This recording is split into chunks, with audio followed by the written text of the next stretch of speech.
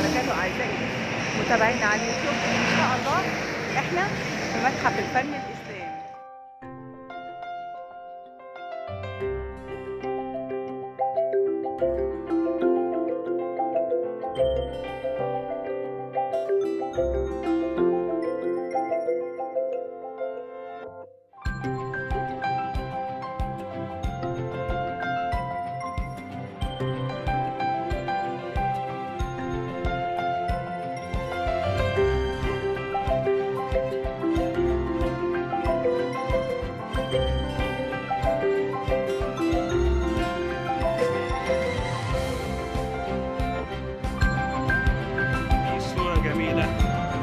أحد الأماكن في المتحف الإسلامي الفني. طبعا شايفين الميدان كبير وجميل وحلو، والحديقة حلوة، وده واحد من المنشدين.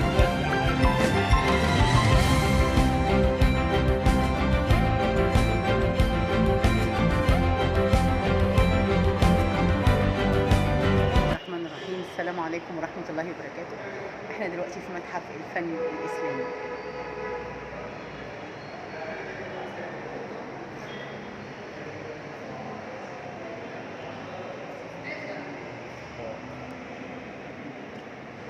الله كمان، ده قرآن كريم.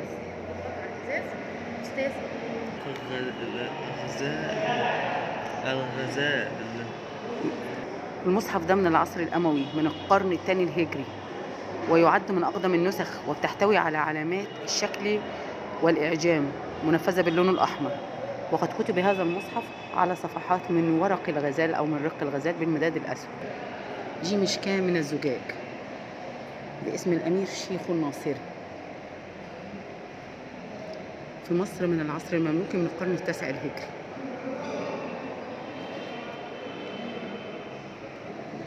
دي بوصلة من النحاس المكفت بالفضة من إيران، العصر الصفوي من القرن ال12 الهجري 18 الميلادي. أنا أسفة، ده استرلاب من النحاس مكفت بالفضة وبالذهب باسم السلطان ده يزيد من تركيا في العصر العثماني. اللي فوق دي هي للبوصلة، اللي هي دي شايفينها. أما دي فكرة سماوية من النحاس عمل ضياء الدين محمد سنة 1070 هجرية في العصر العثماني، أي القرن ال11 الهجري 17 الميلادي. ده باب من الخشب مكفت بالفضة الخالصة من عصر أسرة محمد علي من القرن ال13 الهجري. كل ده في متحف الفن الإسلامي بالقاهرة. دلوقتي حاجة هتدق لها قلبنا كلنا، ده مفتاح الكعبة من النحاس المكفت بالفضة. الفيديو تذكار. مصر من العصر المملوكي. مكتوب على مفتاح الكعبة إن أول بيت وضع للناس للذي ببكة مباركة. الله على جمال المفتاح. الله يكرمنا ويرزقنا جميعا بزيارة الكعبة.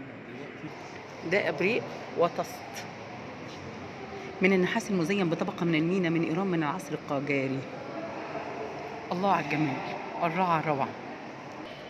دي سجادة فاخرة من القرن ال17، ودي قطعة نادرة من السجاد.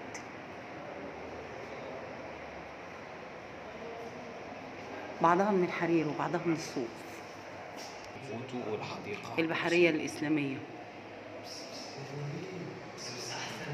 ده صحن من الخزف من تركيا من العصر العثماني من 12 هجرية. وده نموذج للسفينة، بيرمز إلى البحرية الإسلامية. ده عصر أسرة محمد علي من القرن ال12. دي طبنجة مذهبة من عصر أسرة محمد علي في القرن ال12 الهجري 19 الميلادي. تصدق هو 13 هجري. 13 هجرية بالظبط. وده سيف والي مصر سعيد باشا مرصع بفصوص من الألماظ يا جماعة. تحت يا ماما. بسم الله ما شاء الله، بسم الله ما شاء الله، لا قوة إلا بالله. هو من اليمن في القرن 12 هجريا 18 برافو ميلاديا. عليك، برافو عليك. ودول خنجرات من الذهب مرصعين بفصوص من الماس من اليمن من القرن الثاني عشر 14 هجريا و20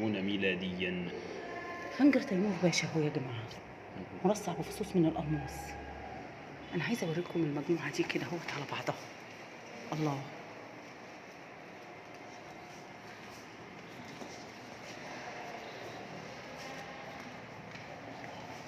ده لبس محارب بيتكون من ده لبس رداء محارب ومن حلقه. وخيال مساعدين من الحديد في مصر أو سوريا من القرن العاشر هجريا إلى 16 ميلاديا. ده وزي دب ده دبوس من الصلب من العصر المملوكي. وشوفوا سيفه، كل الحاجات دي من ايام المماليك، حقيقيه، حاجات نادره، رائعه رائعه. وهذه عملات اسلاميه مختلفه.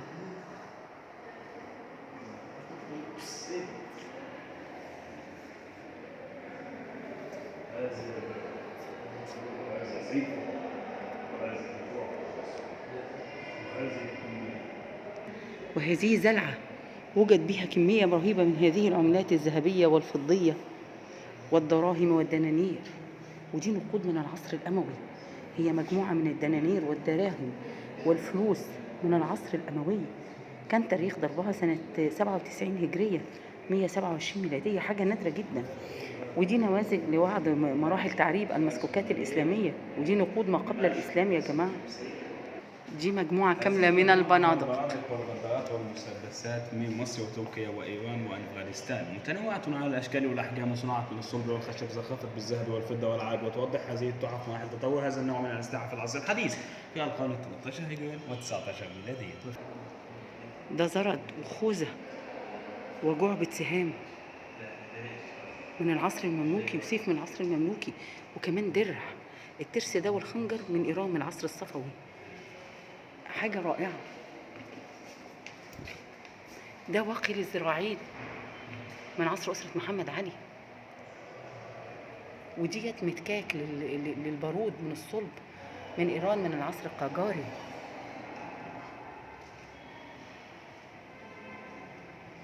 وده درع لوقاية الوجه، وجه الحصان يا جماعة، مش وجه البني آدمين، من الحديد المكفت بالذهب والفضة.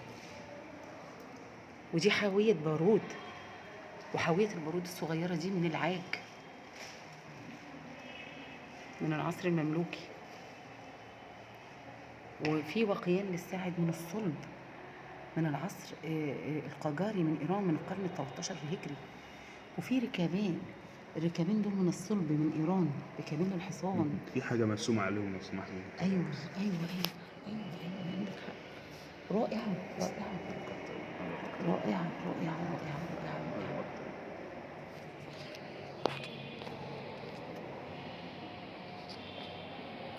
مرسوم عليهم رسومات بديعة عربية. ده واحد راجل شنبه طويل ودقنه. وهذه مجموعة من السيوف والخناجر من مصر وإيران وتركيا والهند واليمن، متنوعة من الأشكال والأحجام، صنعت نصاحها من الصلب، بينما زخرفت مقابلها بالذهب والأحجار الكريمة. كما أبدع الفنان في زخرفة أغلمتها باللون برقة في القرن من 10 ل 13 هجريا و 16 ل 19 ميلاديا. حتى الجراب اللي من الفضة أو من الذهب مزخرف. وهذا يدل على ثراء هؤلاء الملوك. بالطبع أكيد. شايف الخنجر ده؟ حلوة سجادي ده، رائع.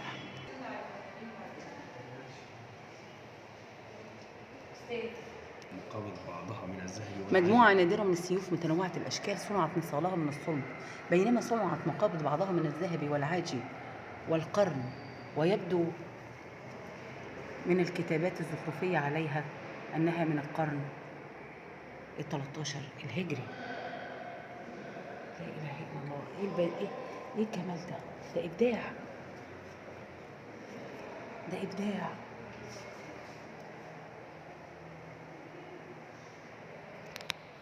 وهذه مجموعة من الخزف المحزوز ذي خارف متنوعة من إيران.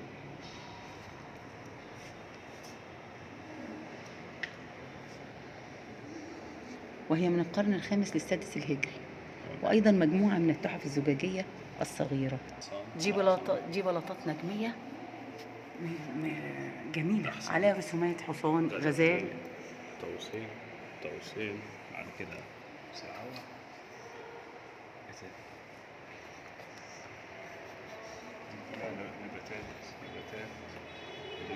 نباتات. ودي نبات. تماثيل من الخزف بأشكال آدمية وحيوانية من إيران من القرن السادس للسابع الهجري. الله الله الله، إبداع إبداع. الفن الإسلامي كله إبداع. الله، كل ده إشهان يا جماعة. شايفين محمد رسول الله. الله على الإبداع. وهذا خزف إيراني متنوع، مجموعة كاملة من الخزف الإيراني. أرجو إن هو يعجبكم. كل ده نيجوا تشوفوه، وأول مرة بصراحة أشوفه في متحف الفن الإسلامي. ده باب من الخشب المطعم بسن بالعاج اللي هو سن الفيل، ومكفت بالفضة والذهب والنحاس. رائع. كان ده من القرن ال11. دي أباريق من النحاس مكفت بالفضة ومزخرف بكتابات عربية. موجود كان في العراق في الموصل. ودي صدرية من النحاس من العصر الصفوي. ده شمعدان من العصر التيموري في القرن التاسع الهجري. زخرفة الشمعدان كأنها رصين تنين. وده شاهدان من الخشب من إيران في القرن الرابع الهجري. ودي مكتبة بزخارف عربية رائعة. دي سجادة رائعة. ده السجاد في العالم الإسلامي.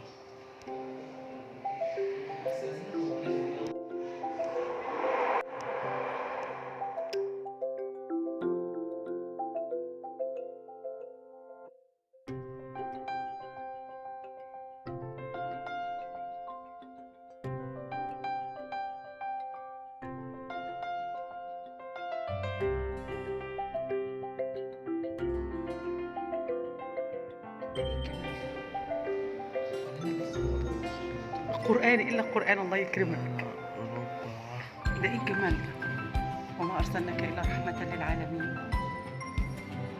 الله على الجمال عليه الصلاة والسلام. اللهم ارزقنا زيارته جميعا يا رب.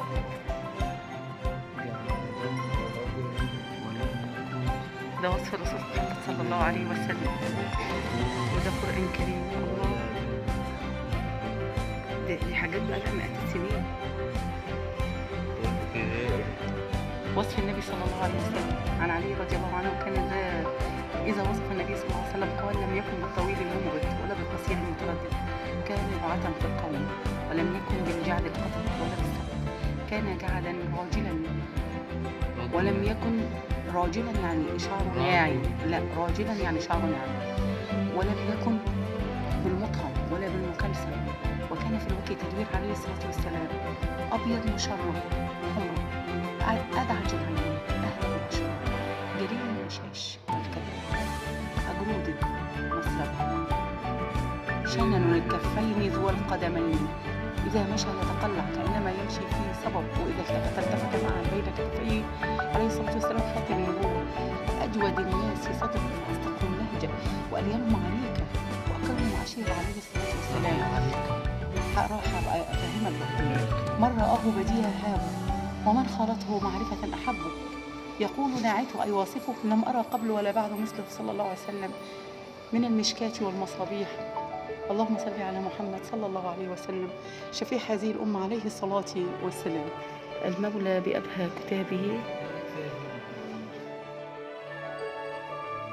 هذا القرآن كتبه ياقوت المستعصمي من العصر المملوكي القرن التاسع الهجري. مصحف شريف ذو شكل غير تقليدي، حيث كتب القرآن كاملا على لفافة من القماش. الله أكبر الله أكبر.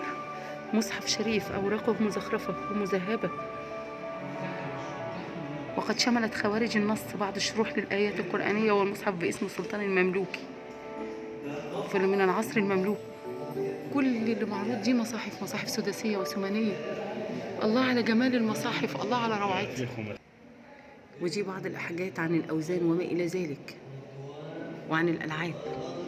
كل ديت كانت من كتب قديمة جدا عربية من القرن التاسع الهجري والقرن الثامن الهجري.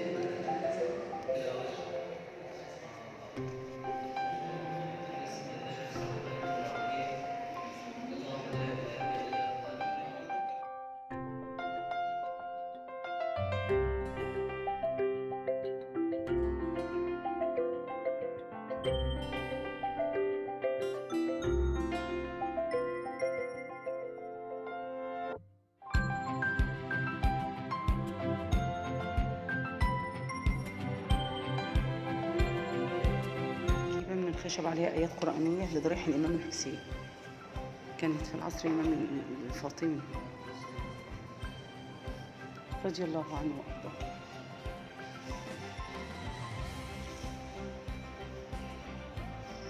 اللهم صل على محمد.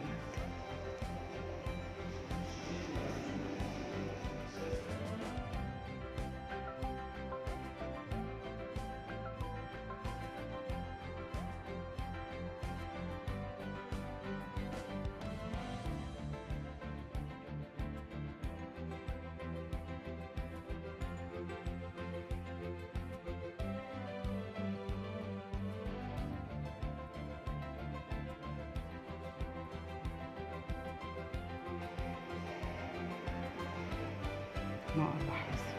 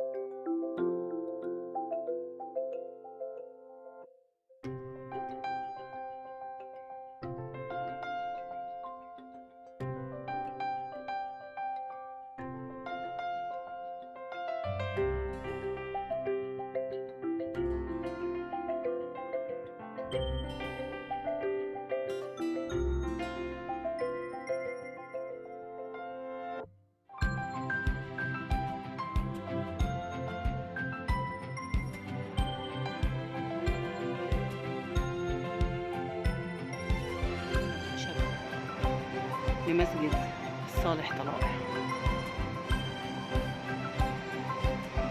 وآيات قرآنية مذكورة على الخشب.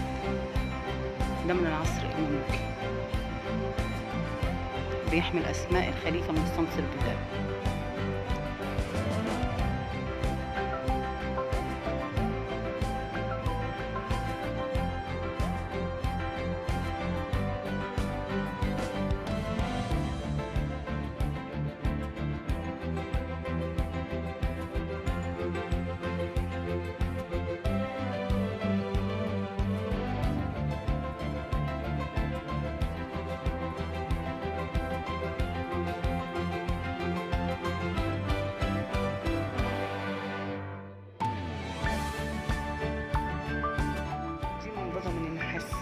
الأصفر المكفف بالفضة ذات شكل مسدس. نقلت هذه المنضدة من جامع السلطان قلاوون، وده صندوق مصحف من النحاس المكفف بالذهب والفضة.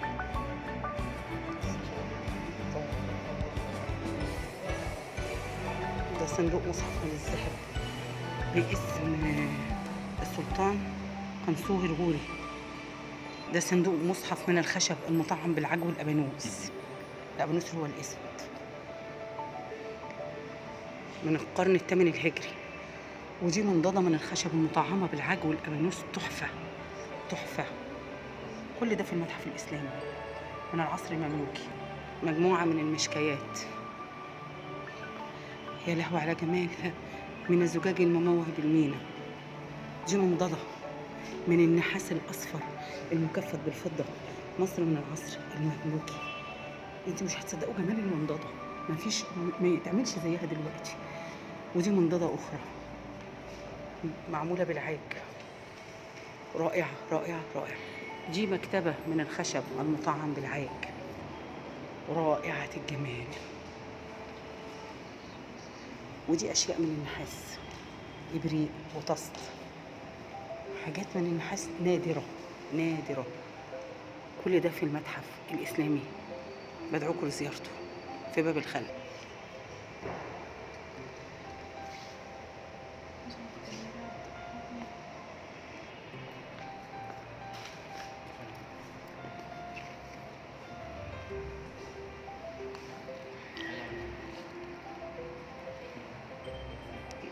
نجفة من النحاس المفرغ، وأواني ومنضدخ رائعة من الخشب والعاج. دي مباخر من النحاس المكفت بالذهب والفضة.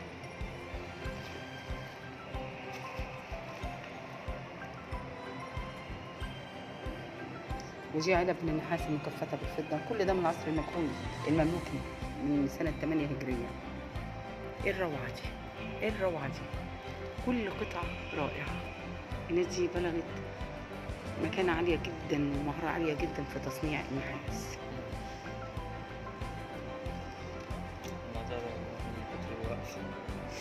دول صينيتين من النحاس من مصر وسوريا من العصر المملوكي. شوف قد ايه الجمال. حتى الطست كانوا مزخرفينه، طشت من النحاس مزخرف باسم السلطان قايتباي في سنة 9 هجرية. دي بقى صدرية من النحاس باسم زوجة السلطان قايتباي. ودي كلها شيء معدنات من النحاس مكفت بالفضة، أي مطعم بالفضة زي ما احنا شايفين. وعليه على بعض الآيات القرآنية أو أسماء الصحابة. ده باسم السلطان قايتباي. ده باسم السلطان قايتباي فعلا.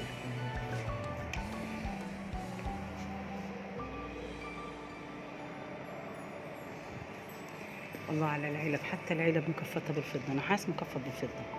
وده عمود طعام يا ولاد من النحاس المكفت بالفضة. ده باسم السلطان محمد بن قولون. ده مكتوب عليه السلطان محمد ابن قولون. السلطان محمد ابن قولون. ودول صينيتين أخريتين من النحاس المكفت بالفضة. لو بصيتوا هتلاقوه مشغول بالفضة. عايزة نجيبه لكم من بعيد شوية. مكتوب عليهم. وده جزء من جدار القبلة بمدرسة الأمير مرغم. اسمه صعب شوية يا جماعة. بمدرسة الأمير مرغت مش، ده كان مملوكي، وهو بيقع بشارع الصليبية. دي أبواب من الخشب المطعمة بالعاج من العصر المملوكي من سنة 10 هجرية. يا خبر، يعني بقى لها قرون طويلة. 10 هجرية دي من 16 ميلادية، من أكتر من 400 سنة. والأبواب لسه عايشة وزي الفل، رائعة رائعة. ده لوحة من الرخام على شكل محراب ويتدلى منه مشكاة، هي فوق لوحة من الرخام على شكل محراب يتدلى منه مشكاة، وعلى جانبيه شمعدانية.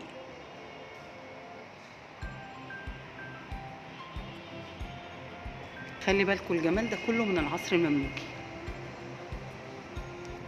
مجموعة من الأواني الخزفية والنحاسية، ودي من العاج. دي سلطانيات وغطائها من الفخار المطلي من مصر من العصر المملوكي من القرن الثامن الهجري 14 ميلادي. كل ده عايش، وكل ده المتحف الإسلامي موجود فيه. وكشوف مكفطة بالفضة. أما دول فمن الفخار. رائع. كل مشكاة أحلى من التانية. كانت دي موجودة في المساجد وفي البيوت. أيضا مشكاة. المشكاة دي باسم السلطان المملوكي الناصر قلاوون، ودي باسم الأمير المملوكي سلاط. أما دي فمشكاة باسم الأمير المملوكي الماس، وكان حاجب. وكمان بتحمل اسم الصانع، اسمه علي بن محمد المكي غفر الله له.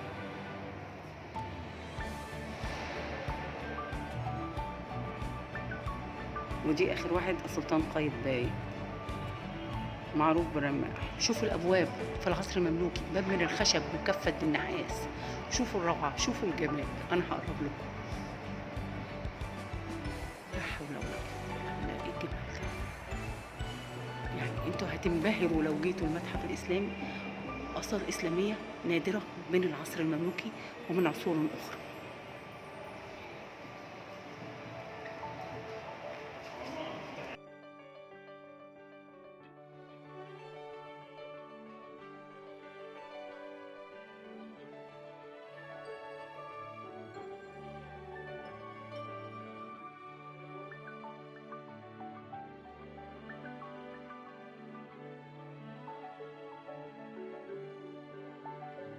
ده باب من العصر المملوكي من الخشب، ودي أبواب أخرى من العصر المملوكي مكفتة بالخشب والعاج. أما هذا فمنبر، منبر من الخشب. شايفين المشربية الرائعة دي؟ وده باب آخر، باب رائع رائع، ما ينفعش تعملوه زيه دلوقتي ببساطة. كل ده كان في العصر المملوكي.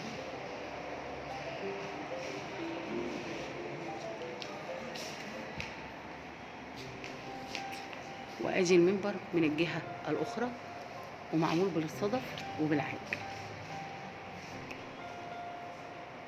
وهنا في مجموعة من الزائرين بيشاهدوا من عصر المماليك زينا بالظبط.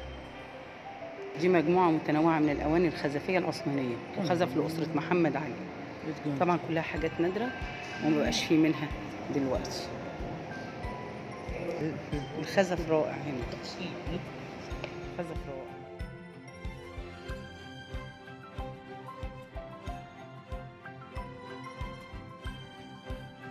دي صورة جميلة لأحد الأماكن في المتحف الإسلامي الفني. طبعا شايفين الميدان كبير وجميل وحلو، والحديقة حلوة، وده واحد من المنشدين